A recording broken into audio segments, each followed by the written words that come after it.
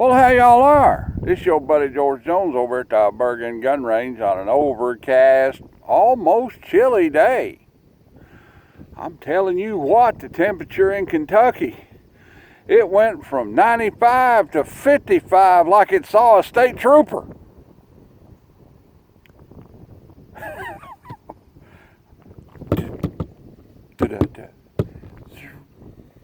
All right then, let's get down to it. Today we're exploring the wonderful world of hand-rolled deer slugs. That's right, hand-rolled deer slugs. This is one version of the Lyman, which is a Foster slug, hollow in the bottom, smooth. Okay. Then we have the ounce and an eighth. This is an ounce and an eighth, and it's bigger than the other ounce and an eighth because this ounce and an eighth deer slug is the Lee drive key design, they call it. It's got that little petition right there. Okay. Then we've got, hell, I loaded them all up. Then we've got these, which is the, oh, I just cut one of them apart then. We've got these. Yeah, what the heck. Bear with me. This may be a long one. We've got these, which is the one that I believe Lyman makes this mold. It's got a hollow cavity in the back of it like a Monet ball, and the projectile is shaped like, get over there next to the camera, just a big air gun pellet. That's what it's made like. And these are the three common ones in that you can buy a mold for and make them yourself. So we're going to shoot a few right here. Now down at the 15-yard line, I have got a target set up down there, if you can see it. 1, 2, 3, 4, 5. Now the bottom center target will be the control target. So when we're looking at the accuracy of these things, we have a control. And that control will be the, take it out of there, 1 ounce Winchester Super X Foster slug factory loading. Let's go ahead and shoot that now and see how it shootates. Get me some ear mufflers on here. Get back here. Combat load 1. And see if I can hit it. Right here like this. Ooh. And that kickitates. it always kicks more when you're on a bench. You know, when you're shooting anything from a bench, it always kicks more from the bench, it seems like. Okay, now that is just off of the bullseye at the 1 o'clock position, right off the red spot, you know, just off the 1 o'clock position. Now let's try a Lee drive key. This Lee drive key is loaded to 1,250 feet per second. Put that guy in there. See how it shoots, and it will be on the right hand top target.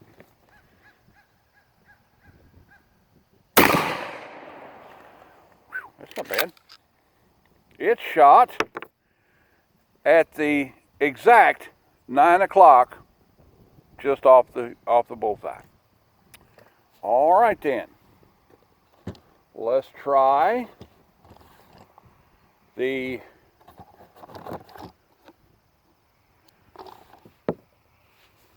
big Lyman slug. This guy, the Lyman Foster slug, is smooth. See how it shoots at 1,250 feet per second. And it'll be on the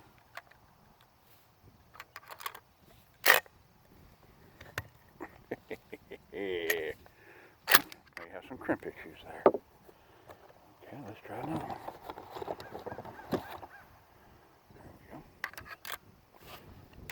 There we go. It is the Lyman, this guy, the Lyman Smooth Foster. 1,250 feet per second.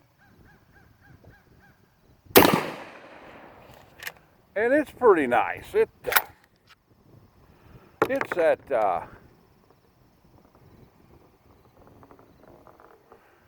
at 130 off the bullseye, about an inch off the bullseye. That's pretty good. And it's 15 yards, so you know it's pretty close stuff.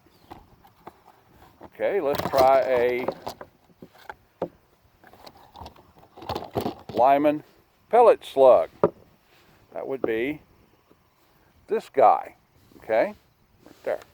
Let's try a Lyman pellet slug. Okay, and it will be at the bottom left.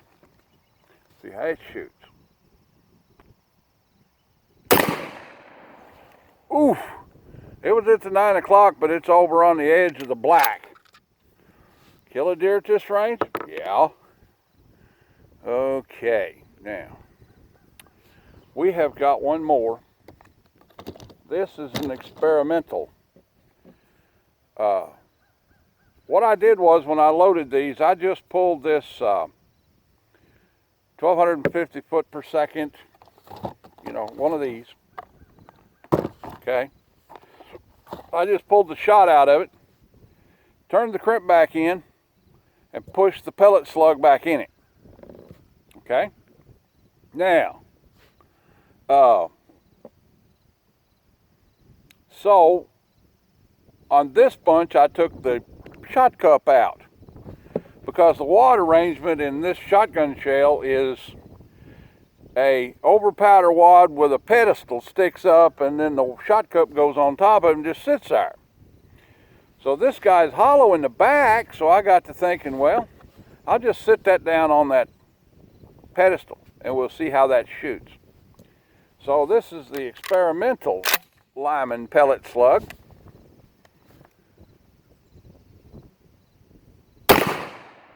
And it's at the 7 o'clock, just off of the bullseye. Okay, that's not too bad. That's not too bad at all. Okay, let's go up there and take a look at them. Oh, I got one more thing I wanted to look at. This is the sabot slug. So we're going to put up another target while I'm down there. We're going to try these sabots out. So I'm out of target space. So let's go down there and take a look at them and stick a target up while we're down there.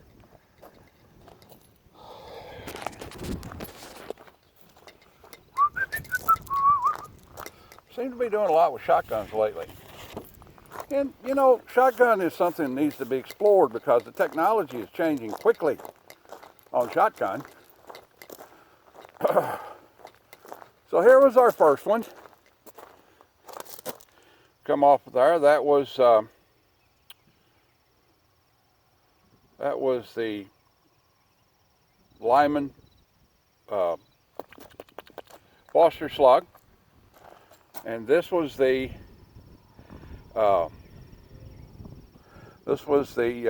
drive key slug from Lee, and that was the pellet with the pellet RCBS, or Lyman pellet type slug. This was the pellet type slug that was our experimental, and this was our control target. Okay, which was 1 ounce 12 gauge Super X Winchester. So they all shoot about the same. Let's stick that in our pocket for a minute and put up a target right quick and try out our sabot slug and see if it shoots any better. Staple gun's about head lick. Okay. Right there, take you for the wild roller coaster ride on video here.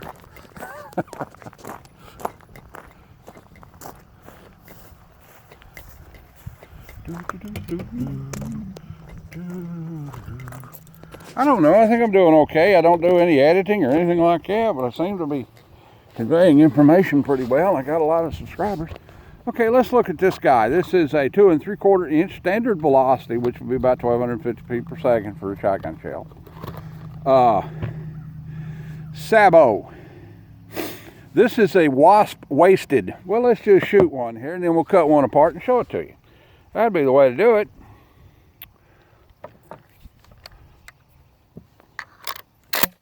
Okay, here we go. Better draw down, Alvin.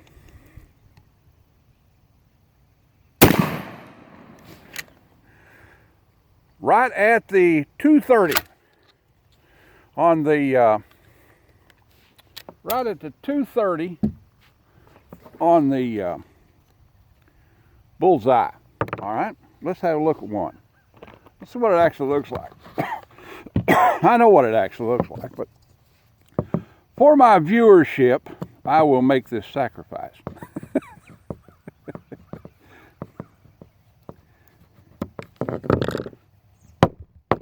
Come on, get out there.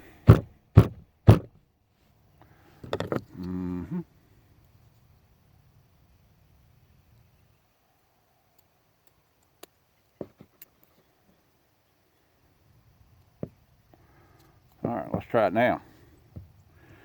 Okay, man, I should have done this at the shop while I had a chance. Okay, standard 12 gauge shell, okay. We have a plastic 2-piece sabot. That's that guy. And then it comes out there and breaks away and reveals a 50 caliber 50 caliber, what's the bullet weight here? 1 ounce. 50 caliber projectile that's wasp wasted. Now what does this do? Well, as that bullet goes through the air in flight, it creates a drag coefficient down here in this wasp waste and supposedly makes it stable out of a smoothbore gun. And of course, out of a rifle bore gun, it would shoot even better. Now you see down there at 15 yards, we've got, it's at, well, let's go look at it.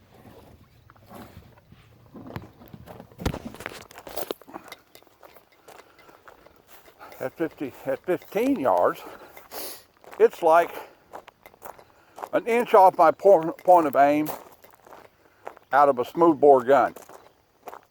And that hole's nice and round, so it didn't keyhole.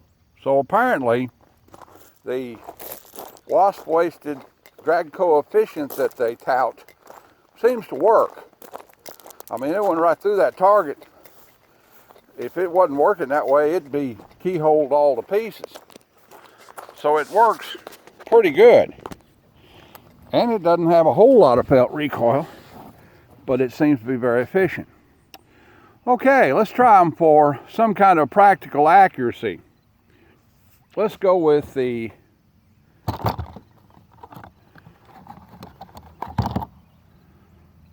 pellet slug at 50 yards on a 10-inch square steel plate.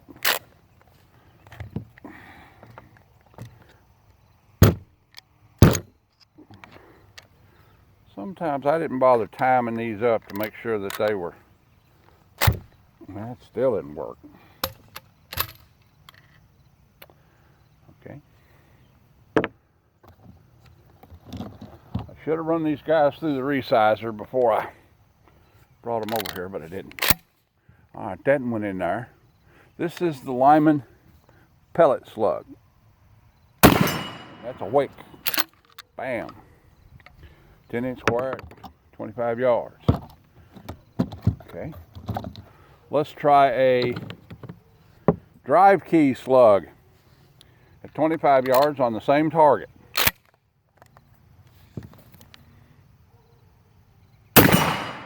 Yes, that was a very nice hit.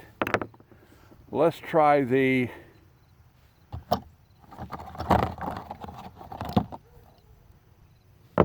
try the, there we go. See if we get that one to go in there. This is the smooth Foster slug. at 25 yards.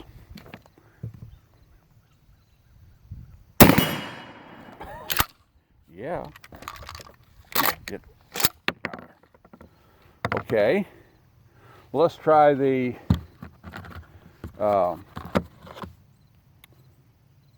1 ounce SBI slug at 25 yards.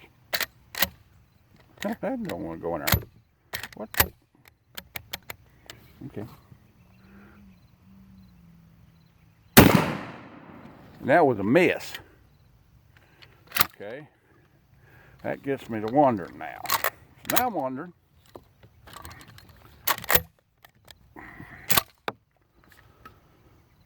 We got one of those left. I'm going to try it 50 yards on paper, and we'll go down there and look at it and see what it does at 50 yards on paper. Just happen to have a paper target up down there. What seems to be the feeding issue here. Seems to be our boggle. All right. We got one target down there. Let's put it on it. All right, let's go down there and see what it looks like. Where are we at on time? Oh, it's 16 minutes. We're just about out of time. All right. I'm almost betting it keyhole. I'm almost betting I don't even see a hole in it. I don't see a hole at all. I'm shooting at the top left target. There it is. There it is. So it's a nice clean hole too. So it didn't keyhole at 25 yards. So chances are it's going to fly pretty straight for 100 yards and not have as much drop as a big slug would have. And it's right on line with my point of aim, just at very high 12 o'clock. So it's gaining. Like a high-powered rifle, it's climbing. That's pretty good performance, really, to tell you the truth.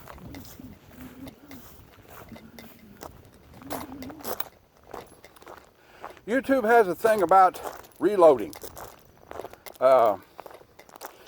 Just about the time I got my channel going was when they made their reloading rule. So I think there's one reloading video, not technical, just me sitting there reloading. So when I started making these guys up now, I can't show you how I do it on the bench. But here's how I do it. I just take a shotgun shell like this, that's a known shot charge, known weight, 1 1/8 ounces. Now it's 1 1/8 ounces. It don't care if it's a shot cup or deer slug or a round ball. I don't care. That powder charge is timed, metered for 1 1/8 ounces. I pull the crimp out of it and then drain the shot out of it, modify the crimp, cut it back a little bit with a pair of scissors or a razor knife, roll it back in there, take the old Lyman slug and the plastic hammer and tap it back down in there, and it kind of snaps in around that leftover crimp and creates kind of a roll crimp.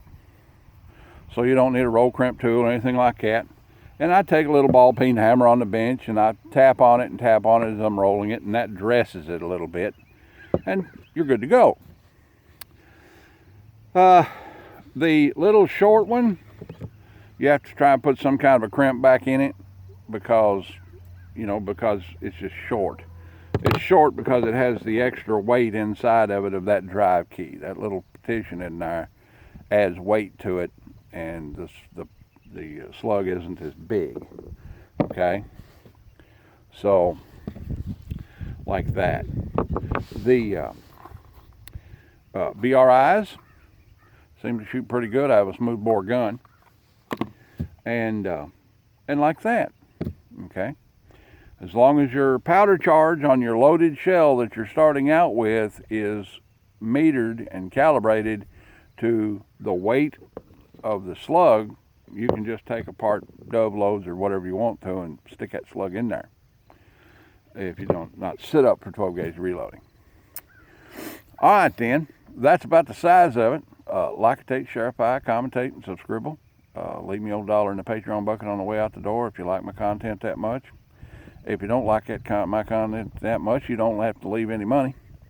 But kind of helps a little bit, just to tell you the truth. All right then, folks. Y'all have fun. The deer season's getting close. Oh, why would you use a deer slug over a high-powered rifle? Well, simple. There's a lot of places where you can't use one. There's some states where you can't use a high-powered rifle for white-tailed deer. And in Kentucky, there's some places that are restricted. Some of the wildlife management areas are restricted to slug only. Fort Knox and Fort Campbell, public hunting is restricted to deer slugs. I don't think they're hunting at Wendell Ford yet, but I'm hoping they start because there's a place covered with deer. And just check your regulations and make sure you know, and then that'll give you an idea of what you can get away with deer slugs. All right then, I'll see y'all later. Like, take, share, pie, commentate, and subscribe. Have fun now. We'll see you.